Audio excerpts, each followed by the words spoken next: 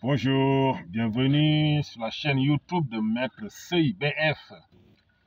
Allez sur YouTube, pour ceux qui ne me connaissent pas, vous partez là-bas, tapez juste sur recherche Maître CIBF. Vous aurez plus de 200 vidéos qui peuvent peut-être vous intéresser, vous les jeunes couturiers. J'espère que le son est bon. Ouais, le son et les images, je pense que voilà, une petite communication. Adressé aux centres de formation, les centres de formation en coupe et couture. Moi, je vous conseillerais ou je vous suggère de créer une 4e année. Parce que souvent, c'est 3 ans, juste 3 ans. C'est bien, mais je pense que si vous ajoutez une 4e année, ça va beaucoup arranger les apprenants. Ça va beaucoup les arranger parce que chaque période comme ça, il y a beaucoup de filles qui finissent leur formation là-bas. Elles ont les diplômes avec tout ce qu'il faut, attestation, machin. Même souvent même, on les dote même elles ont eu une dotation de, oui c'est comme ça on dit, une dotation de machines pour ouvrir leur propre atelier. C'est bien, c'est très bien. Mais je pense que pousser un peu l'éducation jusqu'à 4e année, ça va plus les arranger, quoi. Hein. 4e année où elles vont faire 100% pratique. 100% pratique et les mettre en situation d'atelier de couture normal, quoi, atelier de couture. Parce que très souvent, les filles que je reçois ici, qui ont fini leur formation, qui ont déjà leur CQP, attestation et tout diplôme qui prouve que c'est des couturières, elles sont aptes à coudre et ouvrir leur propre atelier, elles ne s'en sortent pas. Je ne sais pas c'est dû à quoi, mais elles ne s'en sortent pas. Hein. J'en ai ici deux ou trois. Mais les filles qui ont appris ici directement en pratique s'en sortent mieux. Elles n'ont pas confiance en eux. Elles manquent de confiance. Je pense que s'il y avait une 4e année, déjà, qui les permet d'apprendre à gérer l'atelier déjà, apprendre à être en situation de gestion d'atelier, à accueillir les clients, faire des petits stages comme ça, des petits stages de marketing, de communication, ça va te parler, affronter les clients. Parce que les clients, c'est pas simple souvent. Hein. Ça va les affronter, ça va te fixer le prix. Ça va te fixer le prix, ça va avoir le courage de dire telle ou telle chose. Voilà, parce que souvent, elles sont un peu... Moi, j'en ai ici, hein, beaucoup de filles comme ça. Mais elles ont peur, d'abord, elles ont peur, elles sont pas audacieuses. Quoi. Voilà.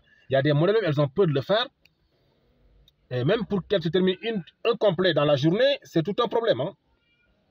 Peut-être que je n'ai pas tombé sur les filles qui ont une bonne formation, je ne sais pas. Mais en tout cas, je pense que s'il y a une 4e année, ça peut les permettre de mieux maîtriser certains... beaucoup de choses. Comment gérer un atelier. Voilà, c'est comme ça. Comment gérer l'atelier, quoi. Parce que quand elle sort comme ça, elle force pour ouvrir un atelier. Très souvent, ça ne marche pas. Hein.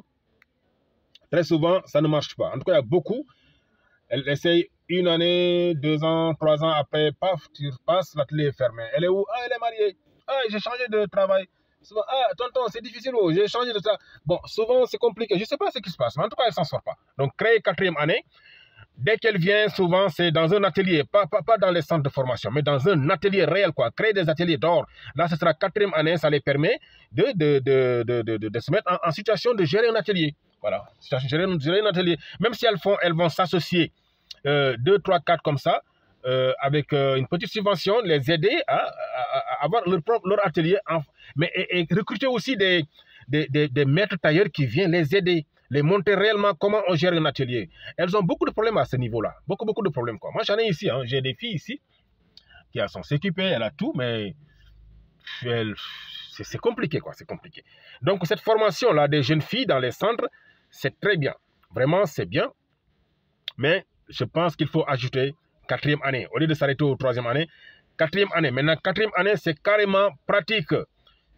Vraiment, 4e année pratique, comme ça, dès qu'elles finissent 4e année, après, elles seront capables de gérer leur propre atelier. Et je pense que ça devrait aller comme ça, quoi. Je pense. Parce que c'est un constat que j'ai fait. Je suis dans le domaine depuis très longtemps. Mais tous les filles, en tout cas, je n'ai jamais croisé une fille qui a fini son apprentissage, sa formation dans les centres de formation classiques, avec son attestation, c'est s'occuper et tout. et immédiatement ouvrir l'atelier et que ça marche. Je n'ai jamais vu ça. Moi, j'ai jamais vu ça, franchement. Donc, il est urgent. Réfléchissez là-dessus. C'est juste une idée qui m'est passée comme ça. Parce que je reçois des messages d'un peu partout.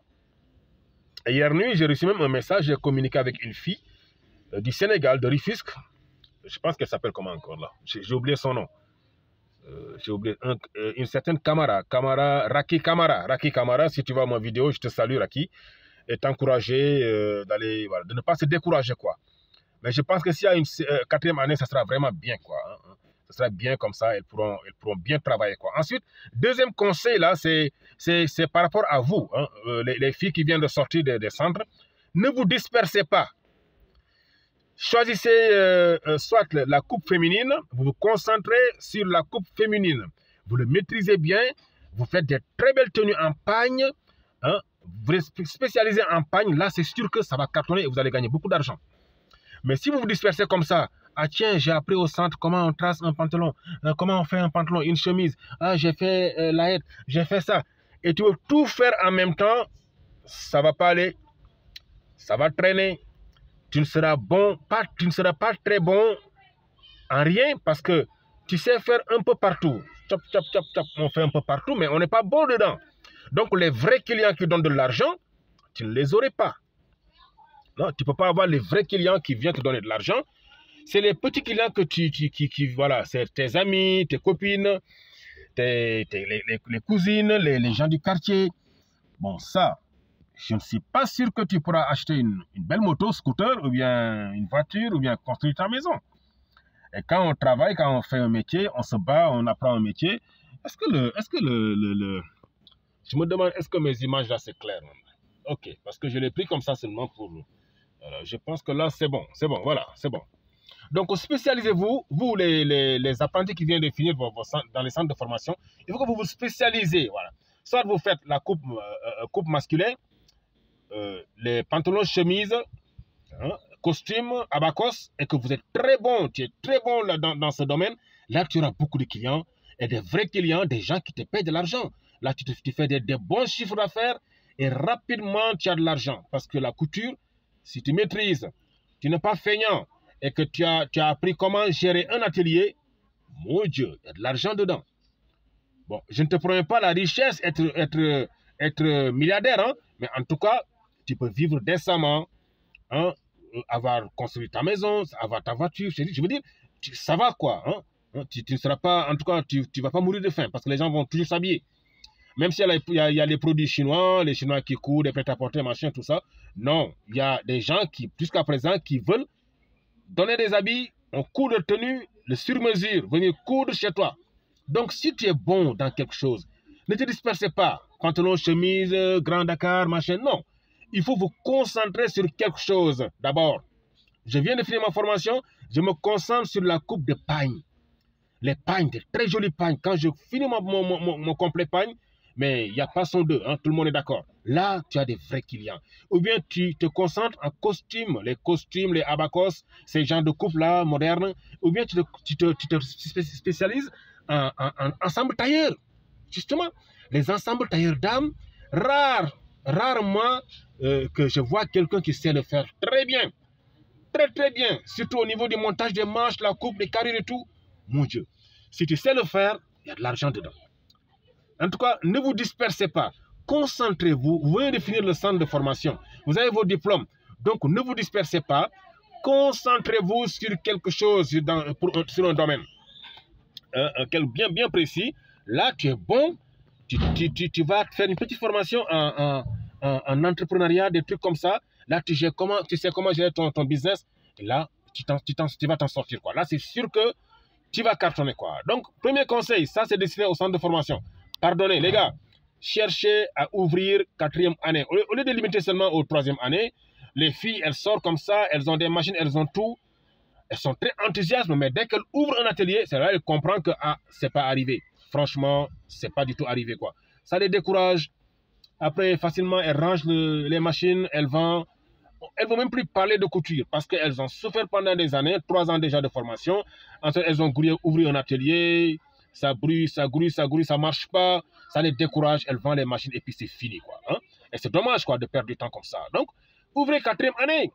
Voilà, elles vont apprendre à gérer l'atelier, quoi. Hein? Maintenant, l'autre conseil, c'est vous, les filles, les gens qui viennent de sortir là. Ne vous dispersez pas. Les apprentis qui viennent de sortir des centres de formation, ne vous dispersez pas. Concentrez-vous sur quelque chose. J'espère que vous m'entendez bien. Madame Nyankara du Gabon, voilà. Il y a aussi qui Maïga du Niger. Qui d'autre la Guinée, c'est qui? J'ai plein de gens qui me suivent dans les différents pays. Donc, un jour, je vais prendre toute la liste là et je vais faire une dédicace, quoi. Je vais vous saluer, quoi. Parce que c'est bien gentil et c'est quand même fort agréable de savoir que le travail que nous faisons ici au Burkina, à Ouagadougou, ça porte ses fruits et que tu as des messages de partout d'encouragement et des gens qui s'inscrivent, qui veulent une formation à distance. Et c'est quand même fort agréable, quoi. Et j'apprécie beaucoup. Donc, je profite de vous saluer, vous tous, voilà, tous mes correspondants ou followers. Donc, c'était Maître Sey Mohamed ici à Ouagadougou. Prenez bien soin de vous. Au revoir.